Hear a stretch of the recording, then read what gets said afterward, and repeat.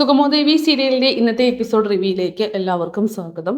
അങ്ങനെ ഇസബല്ലയാണെങ്കിൽ ചന്ദ്രവത്ത് വീട്ടിൽ ചെന്നുണ്ടായ കാര്യങ്ങളൊക്കെ തന്നെ കെവിനോട് പറയുകയാണ്.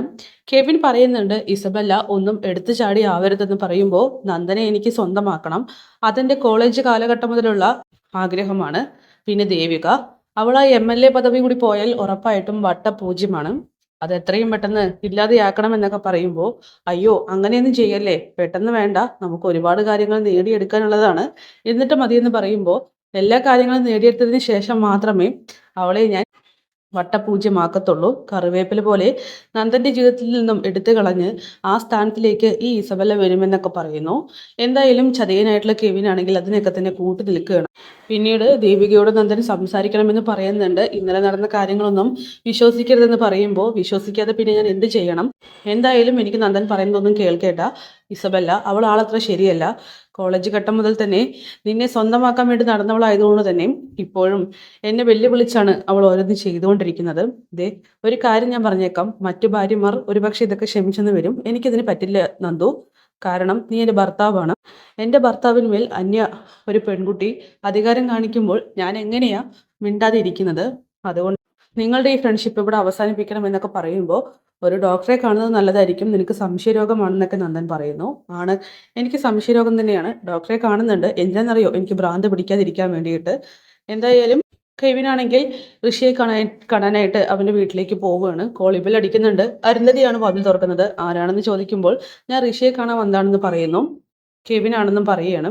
ഓ കെവിൻ, എനിക്കറിയാം, അന്ന് ചന്ദ്രത്തിൽ വെച്ച് കണ്ടിരുന്നില്ലേ? ആ അതെ. ഋഷി എവിടെ ഇല്ലേ? ഉണ്ട്. നിങ്ങളും ഋഷിയും തമ്മിൽ ഋഷിയെല്ലാം പറഞ്ഞു കാണുമല്ലോ, അതിലൊരു കഥാപാത്രമാണ് താനെന്ന് പറയുമ്പോൾ അരുന്ധതിക്കാണെങ്കിൽ അത് അത്ര അങ്ങോട്ട് പറ്റുന്നില്ല. ഓ, അപ്പോൾ ഉറ്റ സുഹൃത്തിനെ ചതിക്കാൻ താനും കൂട്ടു നിൽക്കുന്നുണ്ടല്ലേ? എന്തായാലും അടിപൊളിയായിട്ടുണ്ട്. പക്ഷെ ഒരു കാര്യം ഞാൻ പറഞ്ഞേക്കാം, നന്ദനും ദേവികയും അവർ ജീവിതത്തിൽ ഒരുപാട് അനുഭവിച്ചവരാണ്. കാര്യം ചന്ദ്രോത്ത് വീട്ടുകാരുമായിട്ട് എനിക്ക് പകയുണ്ട്, അത് വീട്ടാനായിട്ട് ഞാൻ ഒരുപാട് വഴികൾ സ്വീകരിച്ചിട്ടുണ്ട്. പക്ഷെ എൻ്റെ മകൻ്റെ ജീവിതം വെച്ച് കളിക്കാൻ ഞാൻ സമ്മതിക്കില്ല.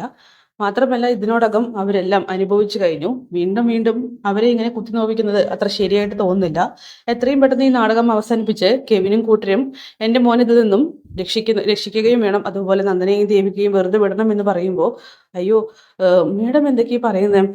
ഇതൊക്കെ ഒരു രസമല്ലേ? മാത്രമല്ല ഋഷിക്ക് സന്തോഷകരമായിട്ടുള്ള കാര്യമാകുമ്പോൾ അത് കുഴപ്പമില്ലല്ലോ. ഞങ്ങൾ കൂടുതലായിട്ടൊന്നും ചെയ്യുന്നില്ല. എന്ത് ചെയ്യുന്നില്ലെന്നാ പറയുന്നത്? അവിടേക്ക് ഋഷി വരുന്നുണ്ട്. അമ്മയോട് ഞാൻ പറഞ്ഞിട്ടുണ്ട് അനാവശ്യമായിട്ടുള്ള കാര്യങ്ങൾ ഇടപെടണ്ട എന്ന്. കെവിൻ എന്നെ കാണാനാണ് വന്നിരിക്കുന്നത്, എന്നെ കണ്ടിട്ട് പോയിക്കോട്ടെ, അമ്മയ്ക്കിപ്പോൾ എന്താ? ദേ മോനെ ഋഷി, വെറുതെ നീ കളിക്കാൻ നിൽക്കരുത്, ഇതുപോലെയുള്ള കാര്യങ്ങൾ എത്രയും പെട്ടെന്ന് ഒഴിവാക്കുന്നതായിരിക്കും നല്ലതെന്നൊക്കെ പറയുമ്പോൾ, അമ്മ ഇപ്പോൾ ചെല്ല്, ഞാനിപ്പോൾ കെവിൻ എന്തിനാ എന്നെ കാണാൻ വന്നതെന്ന് ചോദിക്കട്ടെ. അങ്ങനെ കെവിൻ ആണെങ്കിൽ നടന്ന കാര്യങ്ങളൊക്കെ തന്നെ ഋഷിയെ ബോധ്യപ്പെടുത്തുന്നുണ്ട്. എന്തായാലും ഇസബെല്ലാം നന്ദനിൽ പോയി പിടിമുറുക്കിയതും ഒക്കെ തന്നെ പറയുകയാണ്. എല്ലാം ഞാൻ അറിഞ്ഞു, ഇനിയും ഇനി അങ്ങോട്ട് തന്നെ മുന്നോട്ട് പോകണമെന്നൊക്കെ പറയുമ്പോൾ ഒരു ഭീഷണി ഉണ്ടല്ലോ.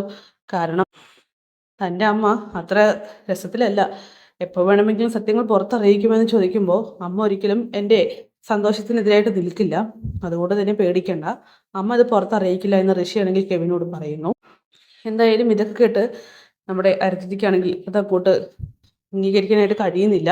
പിന്നീട് ഗിരീഷ് ആണെങ്കിൽ പ്രശ്നങ്ങൾ ഉണ്ടാക്കാനായിട്ട്, അതായത് സമരത്തിനായിട്ട് പോകുന്നുണ്ടല്ലോ, അവിടെ വെച്ച് ഗിരിക്ക് ഒരുപാട് പ്രശ്നങ്ങളാണ് നേരിടേണ്ടി വരുന്നത്. അങ്ങനെ രജനിയാണെങ്കിൽ വീണ്ടും ദേവികയെ ശപിച്ചുകൊണ്ടിരിക്കുകയാണ്. അതായത് ദേവിക കാരണം കൊണ്ടാണ് ഇപ്പോൾ ഈ പ്ലാന്റ് തുടങ്ങിയതെന്നും അതുകൊണ്ടാണ് ഗിരിക്ക് ഇങ്ങനെ